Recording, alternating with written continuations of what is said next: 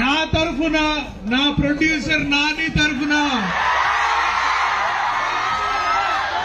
మీ అందరికీ thank you. మీకోసం 13 ఏళ్ల తర్వాత ఒక రీ ఎంట్రీ. ఈ సినిమా ఇంత పెద్ద సక్సెస్ కావడానికి ఒకే ఒక్క రీజన్, ప్రతి ఇంట్లో ఉన్న ఆడపిల్ల, తండ్రి, అన్న, చెల్లి, బావ, బాబాయ్, మేనమామ, తాత, మొత్తం ఒక ఆడపిల్ల గురించి ఆలోచించే ప్రతి వాడు కూడా మంగపతే.